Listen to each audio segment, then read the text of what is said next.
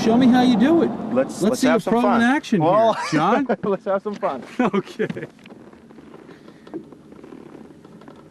Man, how nice is that? Those little motors on the front end, great. huh? It really is. Well, this is it. Like It's I said, so quiet. like I said before, when you do tournament fishing, you need to have something set up like this. It's not a necessity. I started out my tournament fishing in an aluminum boat, and I worked my way up to a small fiberglass bass boat. And the more I fished the tournaments, especially on larger bodies of water, I realized I need a bigger boat. And that's just what I've done. I just progressed on up here. And I'm blessed to have a supportive wife. Yeah. And she enjoys fishing. My children enjoy fishing. As a matter of fact, the last tournament we fished, I fished with my son and we won it up there on Poker Moonshine. Good for you. So it's a blast just to see him out there and the smile on his face. It's unbelievable. Yeah, that's a little fish find, a little graph. And what it's telling me is the water depth and the water temperature. Right now it's 74.5 degrees. Perfect. And that's 6 feet? Yeah, 6.9 feet.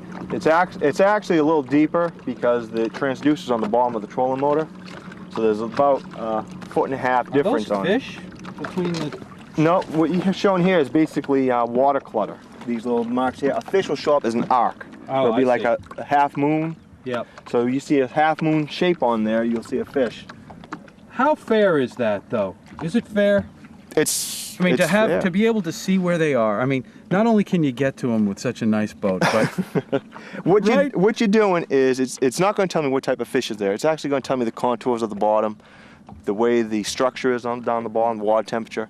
Like I said before, there's a little formula you want to put together, and it's location and presentation. When you're fishing for bass, especially, cover, structure, you want to find it. Like this log right here, okay? Yeah, that log right there is structure. It doesn't offer much for cover, but a fish will relate to it. And why will they hang out around that log? They're predators. They're looking for little fish. Right, they're predators. They want something that they could ambush their prey with. But like with the fish finders, I can see what's on the bottom. If you got a bottom like this, you see here, we've got a little bit of grass down here. Mm-hmm. And if we find something that will really pop up, like here, there's a little rock. And we've got right here, this little item right here is a small stump. It's a, like I said, it's a passion. You have to enjoy what you do. Yeah, and there are people out there that have really expensive cars and they have really expensive RVs. And for me, it's my fishing. And like I said, I'm blessed to have a support family. And it's what do you do in the wintertime? In the wintertime, I pull my hair out. Because you really like to bass. You don't ice fish. I do not ice fish, no. I love bass fishing. It's a passion for me. And during the wintertime, it's just a slow season. You know, when I'm lucky, I get to travel down south, go down to Virginia, and do some fishing down there. I mean, how can you not love this? Just look around you. It's beautiful. I know it is. It is. Yeah. It's really beautiful just to be out here. What do we have here? What kind of a lure is that? What I'm using right now is a 1/4 ounce spinnerbait. These are spinnerbaits that I've made. You make them? Yes. And it's gold blades.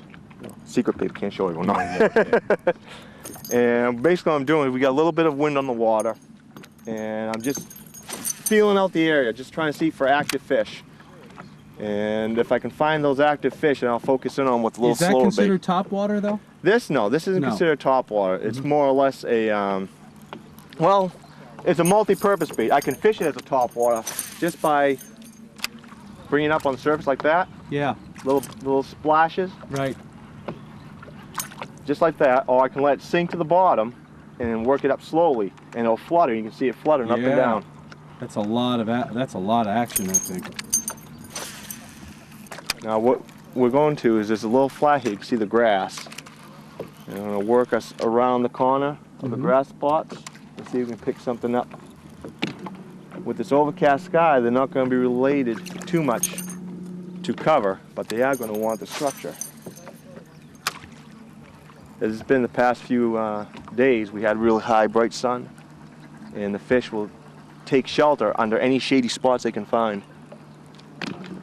Or if they can't find shady spots, they'll go for deeper water.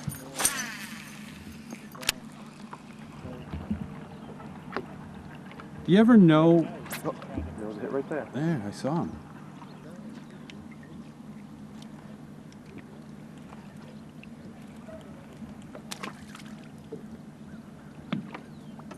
Monster bass, John. I see that. So you got, now what is this, your third pole? Yes. Oh, I have plenty more to go through. But how, you only brought 3 today. Nope, they're all inside the box down there. You just have them all I just rigged have up them with all different... rigged up with what I want to use. One's rigged up with the top water like this one right here. Yeah. Another one's rigged up with the spinnerbait. Can I see that Yeah. one? This right here is a Yeah. Zara spook. Ooh. That's a top water, huh? Yes. Look at the size of it. I wouldn't think that a Oh, bass, yes. even a small fish would go after that? Oh, you'll be surprised. They are very aggressive. You know, sometimes it makes you think that their eyes are bigger than their stomach. Yeah. It's more action. You're going to see explosive splashes. And a lot of people don't understand, on a topwater bite, when they see that splash, they think the fish is taking it. And believe it or not, there are actually 3 types of splash that the fish are doing to that. And what's happened is, the biggest mistake people make on a topwater is they'll see the splash and react to it. They'll pull the rod right back and they'll miss the fish. A lot of times what they're doing is they'll do a tail slap. The fish will actually come up and slap the bait with its tail and try to stun it or kill it to keep it from moving. Is that how it works? Is that Yes. why? That's why I miss my fish when I catch That's one of the them. biggest reasons right there. So what should someone do? Just wait. Let the lure disappear. It's hard to do it. You sit back, wait, let the lure disappear. When the lure's gone, you feel it, then you set the hook.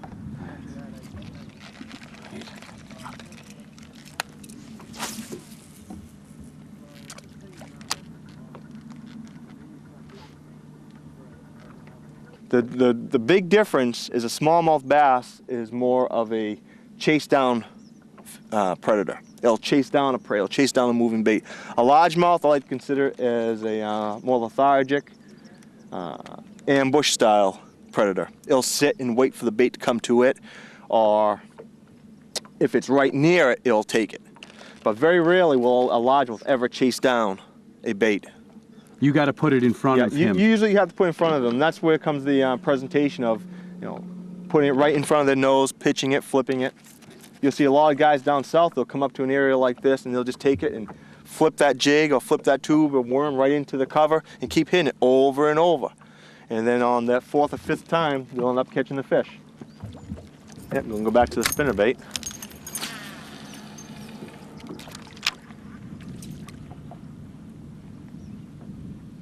So I always wonder, you know, these grassy areas, they look like snag places just where you're going to get a snag. They can be. Right? Yeah, they can be, but you don't want to ignore them. You know, what I try to focus on is areas that are different. Like you have one spot right there with just 2 grass all by itself. Yeah.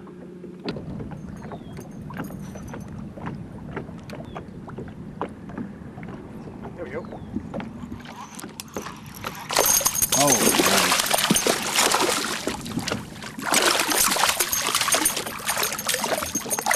Little one.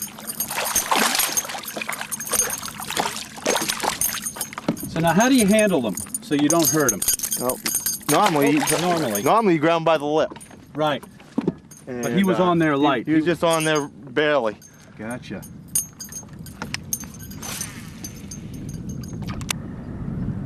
May have to put a stinger hook on it. They were hitting it very short. Are they? Yeah.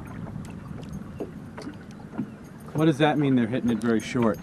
What happens is the fish will come up and just hit the back sides of the skirts. Oh, yeah. Or they may even just hit the blades. When a fish attacks its prey, it goes for the head 99% of the time. So when they hit a spinnerbait, they're always aiming for the head part of it. And that's when they hit the head, you can always hook them. But when they're hitting it short, they're a little leery. They'll hit the back side, they're just basically reacting to it. So you put a stinger hook on the back, which is an extension hook, and it comes down to about here. And you'll end up hooking more fish. There you go. If you catch one fish, will there be others nearby? Yes, yes.